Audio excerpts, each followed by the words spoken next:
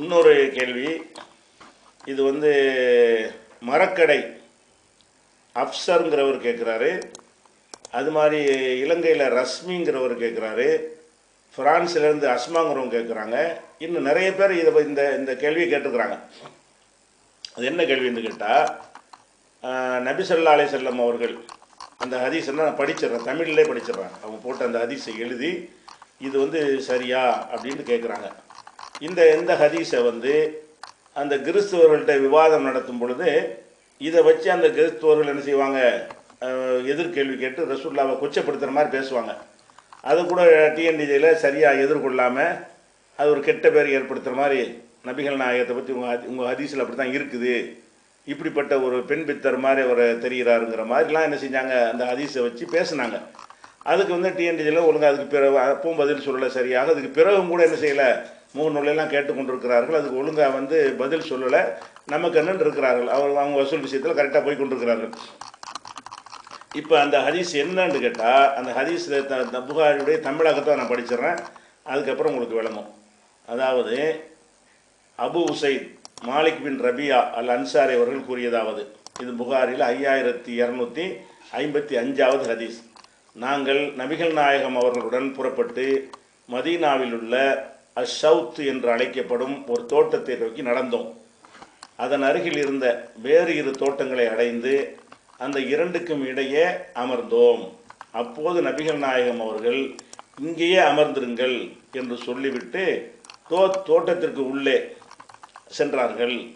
அங்கு அல் ஜவுன் குலத்து பெண் அழைத்து வரப்பட்டு, அல் ஜவுன்கிற குலத்தை சேர்ந்த ஒரு பெண்ணு அழைத்து வரப்பட்டு பேரிச்சன் தோட்டத்தில் இருந்த ஒரு வீட்டில் தங்க வைக்கப்பட்டு இருந்தார். அப்பெண்ணின் பெயர் உமைமா பின்து நுஅமான் பின் ஷராஹில் என்பதாகும். அவருடன் அவரை வளர்த்த செவிலித்தாயும் இருந்தார்.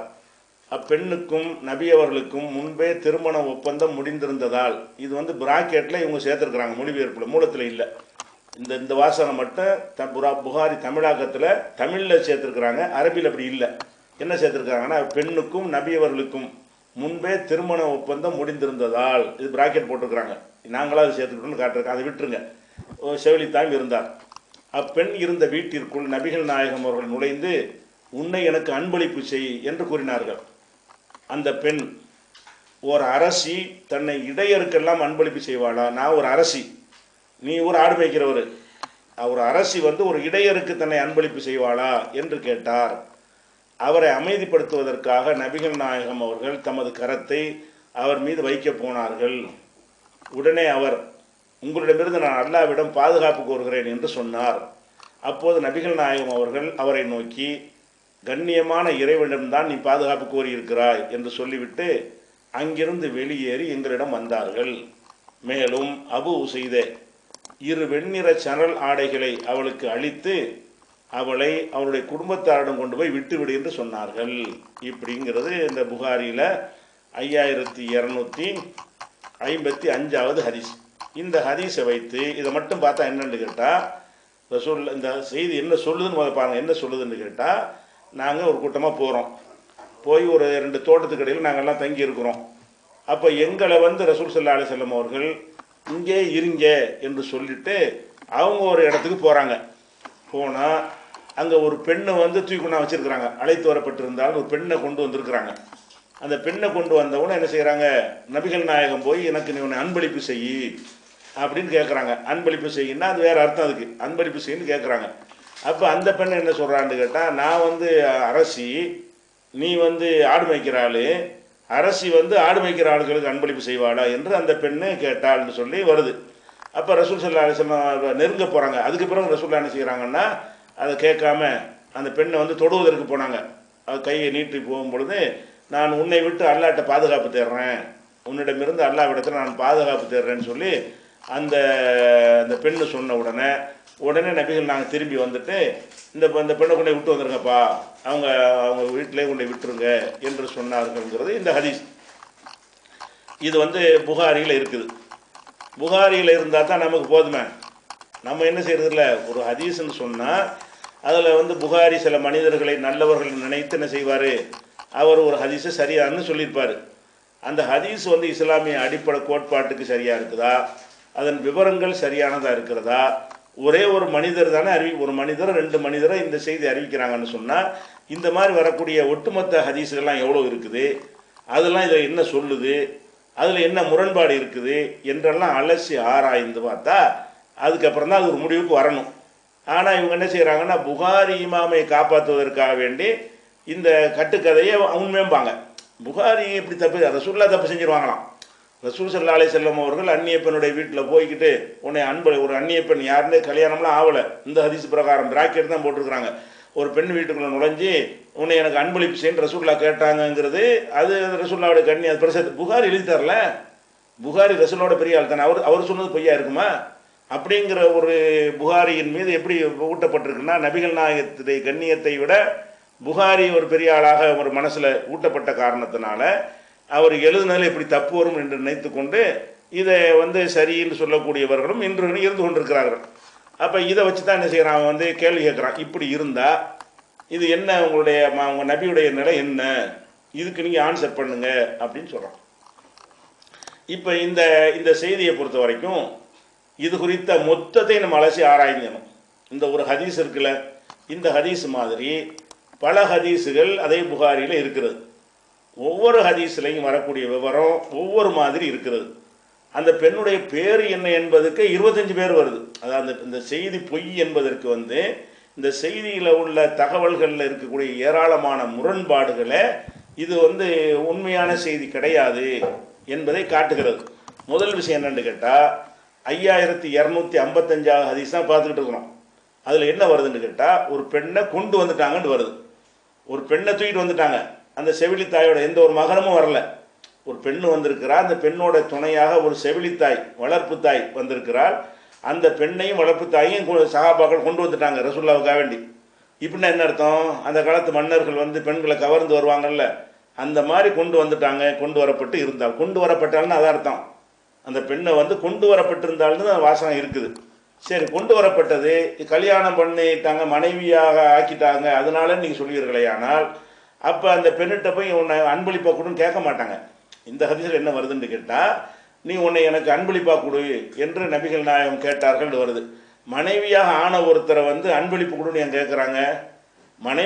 மனைவி ஆனால என்ன இஸ்லாமிய சட்டம்னு கேட்டால் அந்த பெண்ணிட்ட சம்மதம் பெற்று முறையாக நிக்காக பண்ணி அப்புறம் தானே வரணும். அப்போ அந்த பெண்ணு மறுத்துருக்குமே.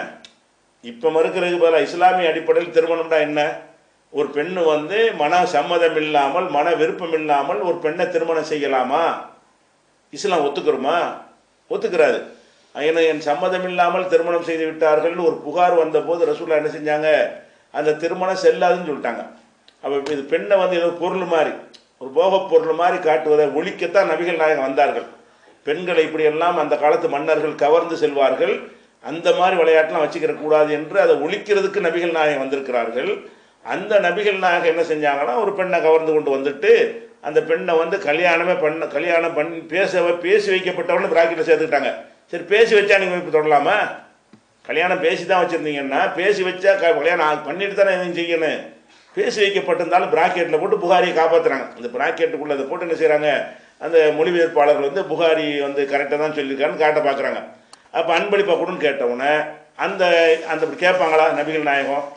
ஒரு பெண்ணை கூட்டிகிட்டு வந்துட்டு அதுவும் எல்லாரையும் விட்டுட்டு நீங்கள் இங்கே இருங்க நான் போடுறேன்னு ஒரு திருட்டுத்தனமாக போகிற மாதிரி அந்த ஹதீஸுடைய வாசக அமைப்பில் இப்படியெல்லாம் இப்படி அல்லாஹ்வுடைய ரசூல்ல என்ன மாதிரி அவங்க கேரக்டரு, அவங்க மீது எதிரிகள் கூட ஒரு அப்பளுக்கு சொல்ல முடியாமல் அவங்க வாழ்ந்து காட்டியிருக்கிறாங்க. அந்த மாதிரியான அல்லாஹ்வுடைய ரசூல் சஹாபாக்கெல்லாம் விட்டுவிட்டு நான் ஒரு இடத்துக்கு போயிட்டு வர்றேன் அப்படின்னு போயிட்டு அது இவங்களுக்கெல்லாம் தெரியாமல் ஒரு பொண்ணை தூக்கிட்டு வர சொல்லிவிட்டு ஒரு வீட்டில் தங்க வச்சுவிட்டு அங்கே போய் பார்த்துட்டு அதுக்கப்புறம் என்ன செய்கிறது, அந்த பெண்ணை தீண்ட போனாங்க என்றெல்லாம் எழுதி வச்சிருக்கிறாங்க. இது ஹதீஸ்ன்னு நம்புகிறாங்க. இது இப்போ அந்த செய்தியை பார்த்தாலே தூக்கி எறிஞ்சிடுற அளவுக்கு உள்ள ஒரு விஷயம். நபிகள் நாயகத்தின எதிரிகள் அன்றைக்கே நினைஞ்சிருக்காங்க, பிளான் பண்ணி இதை ஒரு நம்பகமானவர்கிற வேஷத்தில் இதை சொல்ல, அது எப்படியோ இவர் புகாரி நல்லவர் நினச்சி ஏற்றுக்கொண்டு பதிவு பண்ணிட்டாரே தவிர இந்த மெசேஜை பார்க்கணுமா இல்லையா? ஆளை மட்டும் பார்த்தா போதுமா? ஆளை எல்லாம் நீங்கள் இடம் போட்டு உள்ளத்துக்குள்ள கண்டுபிடிச்சிருவீங்களா? அப்போ அன்பளிப்பா அந்த பெண் என்ன சொன்னாலாம், நான் அரச குல பெண்ணு, நீ ஆடு மேய்க்கிறவர். அல்லாஹ்வுடைய ரசூலை இது இந்த சம்பவத்தை எழுதின வேறு அறிவிப்பு இல்லை. இது 9ஆம் ஆண்டு ஹிஜ்ரி 9 நடக்குது. ஹிஜ்ரி 9னா எப்போது? அவங்க மாபெரும் சக்கரவர்த்தி ஆன ஆண்டு. இடையரா மக்காவில் இருந்த ஆண்டு கிடையாது. மதீனாவுக்கு வந்து 9 வருஷத்துக்கு பிறகு இது 9ஆம் ஆண்டு நடந்தது என்று சில அறிவிப்புகளில் இந்த தகவலுக்கு முட்டு கொடுத்து போடுறாங்க. அப்போ ஹிஜ்ரி 9ல் ரசூலுல்லாஹ் யாராக இருந்தாங்க? இடையரா இருந்தாங்களா? ஆடு மேய்க்கிறவா இருந்தாங்களா? மாபெரும் சக்கரவர்த்தியாக இருந்தாங்களா? இந்த பெண் எந்த நாட்டுக்கு அரசியாக இருந்தா? நான் யாருன்னு அட்ரஸ் சைடில் இருந்த பெண் யாருங்கிறதுக்கு 25 பேரை சொல்கிறாங்க. அப்போ அந்த பெண் என்ன சொல்கிறான்னு கேட்டால், அரசர் குல பெண்ணு நான், நீ வந்து ஆடு மேய்க்கிற ஆள், ஆடு மேய்க்கிற ஆளுக்கு என்னை நான் தருவேனான்னு கேட்குறானாம். அப்போ ரசூலுல்லாஹ் வந்து ஆடு மேய்க்கிறவராக இருந்தாங்க, சின்ன குழந்தைகளை ஆடு மேய்ச்சிருக்கிறாங்க. அதுக்கப்புறம் பெரிய வியாபாரி வணிகராகி அந்த மாதிரி ஒரு நிலையில தான் மக்காவில் இருக்கும்போதே இருந்தாங்க, பெரிய அந்தஸ்தோட. ஆடு மேய்க்கிறவங்கிற கணக்கில் அவங்க இருக்கலை. அப்போ அந்த மாதிரி இருந்த ரசூல் ஸல்லல்லாஹு அலைஹி வஸல்லம் மதீனாவுக்கு வந்த பிறகு மாபெரும் சக்கரத்தி உலகத்தில் ஹெர்குலிஸ், கைசர், கிஸ்ரா போன்றவர்கள்லாம் நடுங்கக்கூடிய அளவுக்கு மாபெரும் வலிமை வாய்ந்த ஒரு மாபெரும் மன்னராக, சக்கரவர்த்தியாக ரசூலுல்லாஹ் இருக்கிறாங்க. அந்த பொம்பளை நீ ஒரு ஆடு மேய்க்கிறவன் தானேங்க அப்படி சொல்ல முடியுமா? நான் ஒரு ராஜா, ராணி இல்லைங்க. எந்த நாட்டுக்கு ராணி? நீ ராணின்னு அப்படி தூக்கிட்டு வந்தாங்க. நீ ஒரு ராணிங்கிற ராணியை அப்படி தூக்கிட்டு வந்துட்டாங்கன்னு என்ன அர்த்தம்? அப்போ அந்த பெண் அப்படி கேட்டாலாம். அந்த ஹதீஸில் வாசகம் என்ன வருது? அரசர்குல பெண் இடையறை மணப்பாரா? இடையர்னா ஆடு மேய்க்கிறவர், இடையறை மணப்பாரான்னு கேட்குது. அதோட ரசூலுல்லாஹ் என்ன செய்யணும்? இந்த கேள்வி கேட்டவுடனே என்ன எப்படி சொல்கிறாங்க? இடையறை மணப்பாரான்னு கூட ஒரு மொழிபெயர்ப்பு செஞ்சுருக்கிறாங்க. அன்பளிப்பு செய்கிறது தான் கேள்வி. என்னங்க அன்பளிப்பு செய்வாளா? அதை சும்மா வந்து திருமணம் பண்ணாமல் சேருவதுக்கு தான் அந்த வார்த்தை. அப்படி சொன்னாலும் வருது. அதுக்கு பிறகு நபிகள் நான் என்ன செய்கிறாங்களாம்? அமைதிப்படுத்த தொட போகிறாங்க. இந்த ஒரு அப்ஜெக்ஷன் பண்ண பிறகு கையை வைக்க போனார்கள். அந்த ஹதீஸில் தமிழாக்கத்தில் அப்படி வருது, அரபியில் அப்படி தான் இருக்குது. கையை வைக்க போனார்கள் இருக்குது. அப்போ வந்து அந்த பெண்ணு வந்து நீ இந்த மாதிரி ஒரு சொன்ன பிறகு கையை வைக்கலாமா, தொடலாமா? அப்போ இது எப்படி நபிகள் நாயகம் இது பார்த்த உடனேயே ஒரு காரியத்துக்கு போகிற ஒரு செய்தின்னு உங்களுக்கு தெரிய வேணாம்? இது என்ன பெரிய உங்களுக்கு ஆராய்ச்சி வேண்டி இருக்கிறது? பார்த்த உடனே என்ன செய்கிறது? இந்த செய்தி பொய். அதில் என்ன வருதுன்னு கேட்டால், அந்த அரபியில் வாசகத்தெல்லாம் உங்களுக்கு சொல்கிறேன், மொழிபெயர்ப்பு இருக்கிறது. அந்த 2 தோட்டத்துக்கு மத்தியில் உட்கார்ந்த உடனே இஜிலிசு ஆகணும், எல்லாரும் இங்கே உட்காந்துருக்க, நான் மட்டும் போயிட்டு வர்றேன். நபிகள் நாயகம் வந்து இந்த மாதிரி போகிறால என்ன சொல்லுவீங்க? நீங்களாம் இருக்கீங்க, நான் தனியாக ஒரு இடத்துக்கு போயிட்டு வர்றேன் அப்படின்னு நபிகள் நாயகம் போனார்களாம். கது உத்திய வில் ஜுவைனியா, அந்த ஜுவைனியாவை குலத்தை சேர்ந்த ஒரு பெண்ணை கொண்டு வரப்பட்டிருந்தாள், தூக்கி கொண்டு வந்திருந்தார்கள் வருது. அவள் வந்து ஒரு குடும்பத்தாரோட வந்து கல்யாணம் பேசுறதுக்கு வரல, கொண்டு வரப்பட்டிருந்தாள். இப்போ உன்சிலத்து ஃபி பைத்தின் ஃபி நகலின், பேரிச்சந்தோட்டத்தில் ஒரு வீட்டில் வந்து தங்கப்பட்டிருந்தாள். அவளுடைய பேர் வந்து உமைமா பின் நோமான் பின் ஷராஹில்னு இருக்கிறது. அவளோட அந்த செவிலித்தாய் பொம்பளை தான் இருக்கிறாங்க. அப்போ போய் நபிகள் நான் என்ன சொல்கிறாங்களா, ஹபி நப்சக்கிலி, உன்னை எனக்கு அன்பளிப்பாக கொடுன்னு கேட்டாங்களாம். அப்போ அந்த பெண்ணு கேட்டாலாம், ஹல் தகபுல் மலிக்கத்து நப்சஹாலி சூகா, ஒரு ராணி வந்து தன்னை வந்து ஒரு இடையர்களுக்கு அன்பளிப்பு செய்வாளா? நான் யாரு நீ யாரு என்று அந்த பெண்ணு கேட்டால்னு வருது. அப்போ அஹ்வாபி எதிகி, ரசூலுல்லாஹ் கையை கொண்டு போனார்கள், எல்லோ எதகு, குனிந்து கையை அவள் மேல் வைக்க போனார்கள். தஸ்குன, அமைதிப்படுத்துவதற்கு. அதையும் அமைதிப்படுத்த, அந்நிய பெண்ணு ஆயிடுச்சு மாதிரி அமைதிப்படுத்தினு. அப்போ அவுது பில்லாஹி மின்க, உன்னை விட்டு நல்லாட்ட பாதுகாப்பு தேடுறேன் அப்படின்னு சொன்ன உடனே, நீ பெரிய இடத்துல பாதுகாப்பு தேட்டமா, நான் போகிறேன்னு சொல்லி நபிகள் நாயகம் வந்துட்டாங்க. வந்து அந்த பொம்பளையை கொண்டு விட்டுட்டு வந்துருங்கப்பா இப்படின்ட்டு தான் இந்த ஹதீஸ் இருக்குது. இந்த ஹதீஸை வந்து நீங்கள் அறிவிப்பாளர் மற்ற எல்லாத்தையும் விட்டு தள்ளுங்க. உங்களுடைய பொது அறிவை வைத்துக்கொண்டு நபிகள் நாயகத்துடைய கேரக்டர் என்ன, குர்ஆன் இது சம்பந்தமாக சொன்ன போதனை என்ன, திருமணம் குறித்து இஸ்லாம் சொல்லக்கூடிய ஒழுங்கு என்ன, அந்த திருமண ஒழுங்குக்கு மாற்றமாக வந்து இப்படி வந்து ஒரு பெண்ணை தூக்கி கொண்டு வந்து அவள் விரும்பலன்னு வர தெரியுது. விரும்பலன்னு ஒரு பெண்ணை வந்துக்கிட்டு திருமணம் பேசுவதற்கு போனார்கள். அப்படி போனார்கள்லாம் கதையை கட்டி இதை வந்து நிலை நிறுத்த பார்க்குறாங்க. இதே விஷயத்தை இப்படி இந்த ஒரு ஹதீஸ்லேயே இதனுடைய பொய் வந்து பழிச்சிடுகிறது. அது போக இதே விஷயம் வந்து 5244 இருக்கிறது. இந்த சம்பவம் புகாரியில் 5224வது ஹதீஸில் இருக்கிறது. அதில் என்ன செய்யுதுன்னு கேட்டால், அதில் உள்ள வாசகம் என்னன்னு கேட்டால், நபியுடைய மனைவின்னு வருது. அந்த பெண்ணு நபியுடைய மனைவி, நபிகள் நாயகத்துடைய மனைவி. இப்னத் இந்த ஜவுன் என்பவருடைய மகளாகிய அவள் வந்து வீடு கூட அனுப்பி வச்சாங்களாம். அது கல்யாணம்லாம் முடிஞ்சு வச்சுன்னு வருது. இந்த சம்பவத்துக்கு அந்த சம்பவத்தை இவ்வளோ முரண்டு பாருங்க. இந்த 5224 இதே செய்தி எப்படி வருதுன்னு கேட்டால், அந்த பெண்ணோட ரசூலுல்லாஹ் கல்யாணம் ஆயிடுச்சான். கல்யாணம்லாம் முடிஞ்ச பிறகு என்ன செய்வாங்க, பொண்ணை ஜோடிச்சு மாப்பிள்ளைக்கு அனுப்புவாங்கல்ல, அந்த மாதிரி அனுப்பும் பொழுது அப்போ தான் வந்து உன்னை விட்டு நான் பாதுகாப்பு தர்றேன்னு சொன்னால் அப்படின்னு வருது. அப்போ கல்யாணம் ஆட்சின்னு சொன்னால் அவன் ஏன் பாதுகாப்பு தர்றேன்னு சொல்கிறான்? கல்யாணம் ஆட்சின்றா தான் சம்மதம் கேட்டு தான் கல்யாணம் பண்ணணும். அது அல்லாஹ்வுடைய ரசூல் நமக்கு விட்ட கட்டளை. வலுக்கட்டாயமாக எந்த குர்ஆனில் தெள்ள தெளிவாக இருக்கிற வலுக்கட்டாயமாக அடைவது உங்களுக்கு மார்க்கத்தில் உங்களுக்கு லா யஹில்லுல குண்டு வருது, உங்களுக்கு ஹலால் இல்லைன்னு நல்லா சொல்லி காட்டுறான். இது வலுக்கட்டாயமாக கல்யாணம் பண்ண மாதிரி தான் இந்த செய்தியின் மூலம் தெரிகிறது.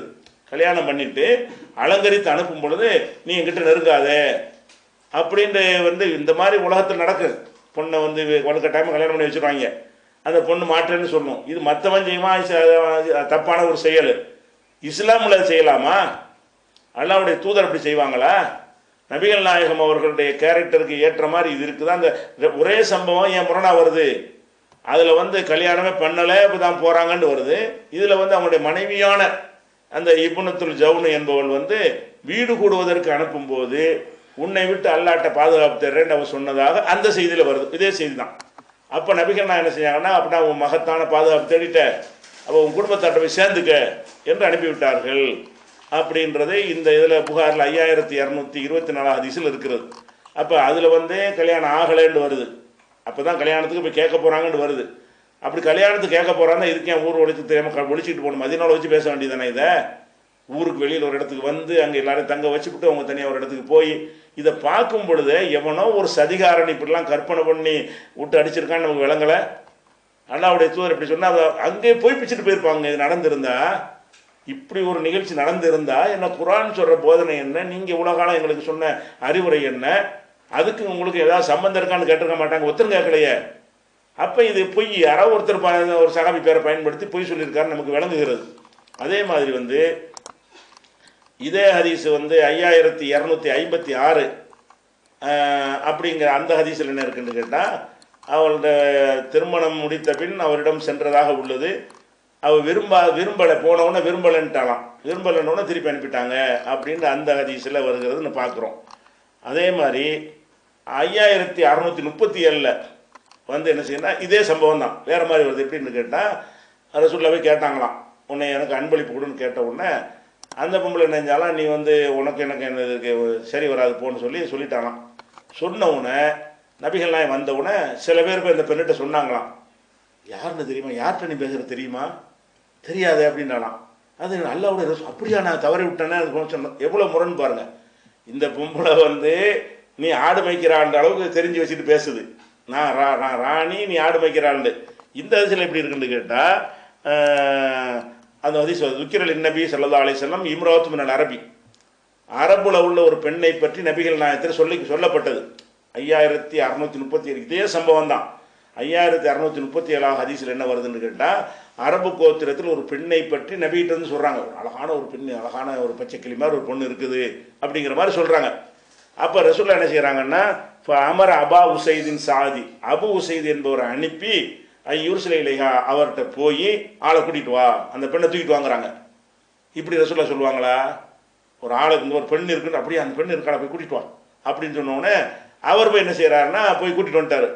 மரியாதை வந்துருன்னு சொல்லி கூட்டிகிட்டு வந்துட்டாராம். கூப்பிட்டு வந்தவன் ஒரு இடத்துல தங்க வச்சுட்டு, அப்போ நபிகள் நாயகம் என்ன செய்கிறாங்கன்னா, அந்த தங்க இடத்துக்கு அந்த பெண்ணை தேடி போகிறாங்க. இப்போ தகல் அலைஹா அங்கே போனாங்க. அந்த பொண்ணு தலையை கவிழ்ந்து கொண்டாக உட்கார்ந்துருந்தாள். அவள்கிட்ட பேசி பார்த்த உடனே அந்த பெண் என்ன செஞ்சாட்டா, அவுது பில்லாஹி மின்க, உன்னை விட்டு நான் அல்லாட்ட பாதுகாப்பு தர்றேன்னு சொன்ன உடனே அப்போ ரசூலுல்லாஹ் சொன்னாங்கன்னா, கது அழத்துக்க மின்னி, நீ என்னிடமிருந்து பாதுகாப்பு தேடி விட்டாய் என்று சொல்லிட்டு திரும்பிட்டாங்களாம். அப்போ மக்கள்லாம் கேட்டாங்களாம், அது ததிரீன மன்ஹாதா, நீ அல்லாட்டேருந்து பாதுகாப்பு தரேன்னு சொல்லி வரட்டி விட்டவர் யாருன்னு உனக்கு தெரியுமா அப்படின்னோன்னா, காலை தெரியாத அப்படின்னு அந்த பெண்ணு சொன்னாலாம். ஹாதா ரசூலுல்லாஹ் தான் வந்தது, ஜாலி எஹ்துபக்கி, உன்னைய பெண் பேசுறதுக்கு தான் வந்தாங்க, நீ இந்த மாதிரி சொல்லிட்டியே. அந்த பெண்ணு சொன்னாலும், நான் பெரிய பாக்கியத்தை இழந்துட்டேனே, மறக்கூட்டு பேச வேண்டியானே, இழந்துட்டேன்னு சொல்லிட்டு சொன்னார். இப்படி கதை போட்டிருக்குது. அப்போ இதில் என்னன்னு கேட்டால், இந்த பெண் சம்பந்தமாக எதையாவது போடணும்னு சொல்லி பிளான் பண்ணி நபிகள் நாயகத்தை வச்சு இப்போ பொய்யை சொல்லும்போது மாற்றி மாறி வரும். பொய்யை அவதூறு பண்ணாங்கன்னு வைங்களேன், ஒரே மாதிரியாக வராது. அப்போ நபிகள் நாயகம் ஸல்லல்லாஹு அலைஹி வஸல்லத்தை இந்த வகையில் ஒரு டேமேஜ் பண்ண மாதிரி ஒரு ரெக்கார்டு உண்டாக்கணும். அது எதிர்காலத்தில் இஸ்லாமிய வளர்ச்சியை பாதிக்கும். யூதர்களுக்கு அந்த சதி வேலையை நிறைய செய்வார்கள். அவங்க ரசூலுல்லாவோட ஒட்டி வாழ்ந்து கொண்டு இருக்கும் பொழுது எல்லா வேலையும் செஞ்சவர்கள் அன்றைக்கே இருந்தார்கள்.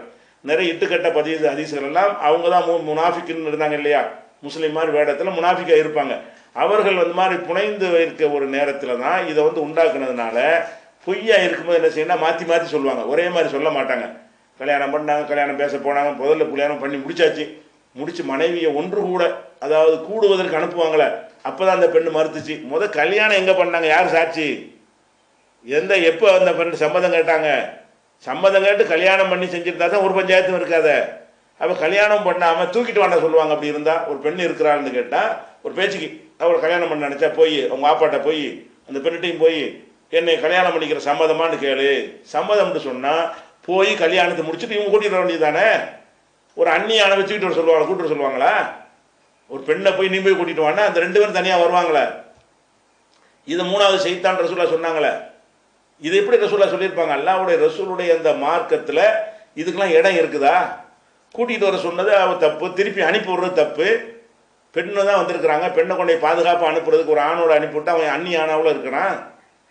அப்போ அந்த மாதிரியான ஒரு அடிப்படைலாம் பார்க்கும் பொழுது இந்த ஒரு சம்பவத்தையே 4 ஹதீஸில் 4 விதமாக புகாரியில் இருக்கிறது. புகாரி இல்லாமல் வேற ஒரு விட்டு அடிச்சிருக்கேன். இதுக்கு மேலே நான் புகாரி மட்டுமே சொல்கிறேன். இந்த ஒரு சம்பவத்திலேயே பல எக்கச்சக்கமான குரண்பாடுகள் இருக்குது. அதுக்கப்புறம் சரி, அந்த பெண் யார், பெரிய ராணின்னு சொல்கிறீங்கல்ல, அவ்வளோ ஃபேமஸான ராணின்னா இந்த ஊருடைய இந்த ராணின்னு பளிச்சுன்னு பேரை சொல்லிடலாமே. பேர் என்னன்னு கேட்டிங்கன்னா, அவள் கிந்தியா கோத்திரத்தை சேர்ந்தவள் ஒரு அறிவிப்பில், அவள் கல்வியா கோத்திரத்தை சேர்ந்தவள், கோத்திரமாக இருப்பானுவோ, இவனை கூட ஒட்டவே ஒட்டாது. அவள் கல்வியா கோத்திரம் சேர்ந்தவள் ஒரு அறிவிப்பில். ஒரு அறிவிப்பில் என்ன வருதுன்னா, அவளுடைய பெயர் ஃபாத்திமா பின்த் லஹாக் பின் சுபியான், சுபியானுடைய பேத்தியும் லஹாக்குடைய மகளுமாகிய ஃபாத்திமா. ஃபாத்திமா ஒரு பேராச்சா.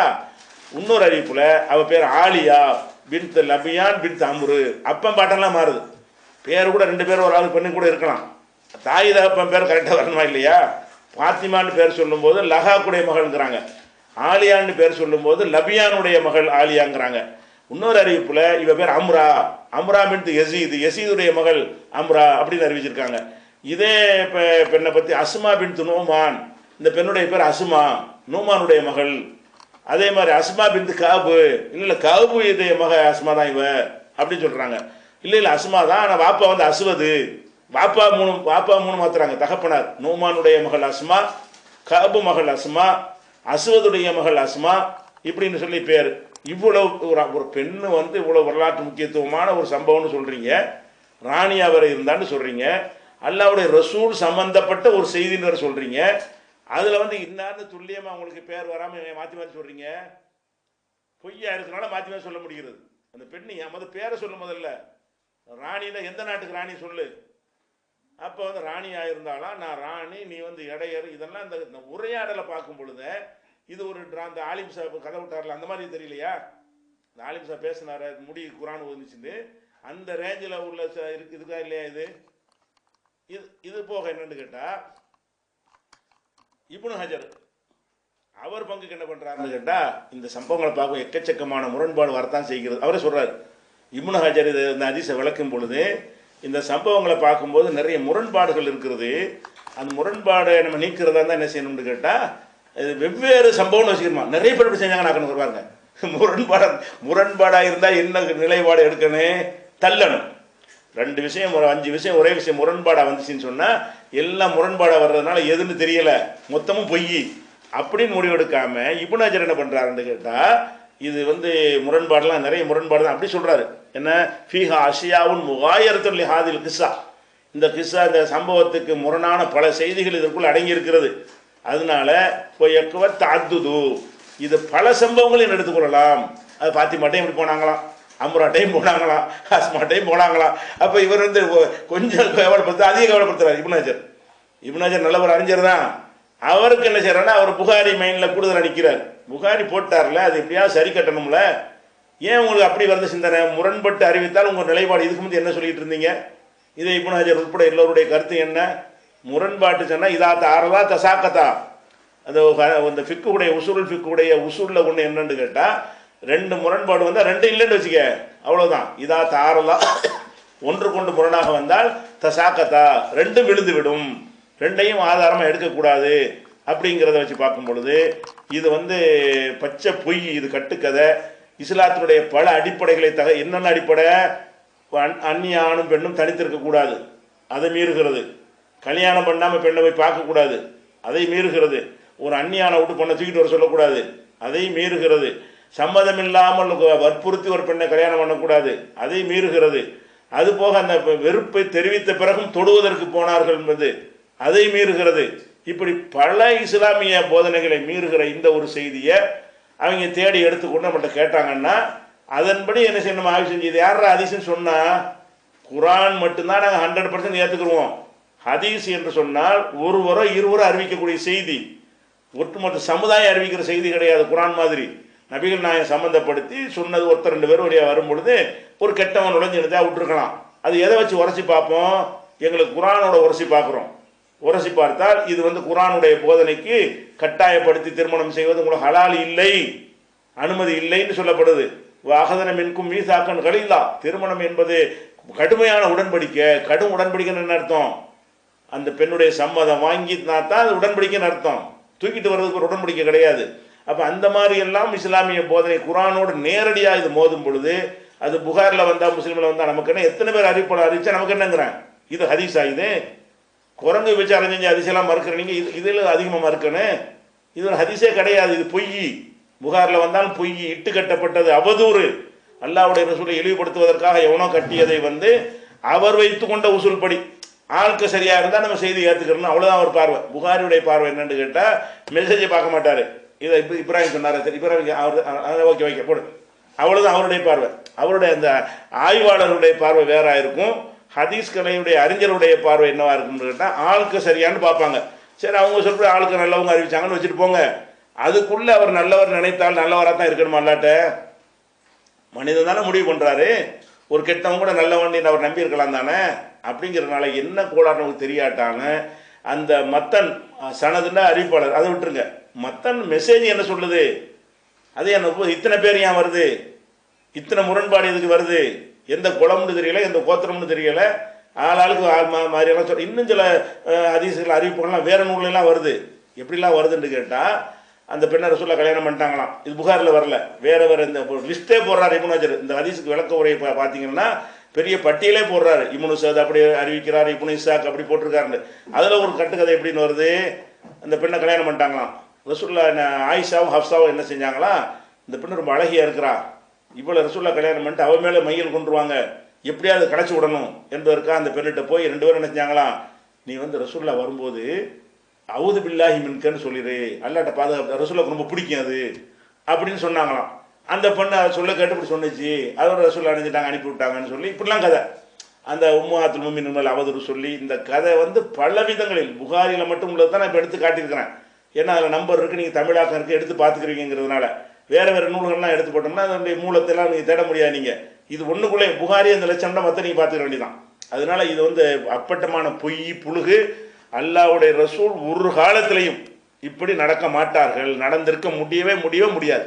அதனால எவன் சொன்னாலும் நம்ம என்ன செய்ய வேண்டியதில்லை, ஏற்றுக்கிற வேண்டியது இல்லை. அதான் அதுக்குரிய பதில்.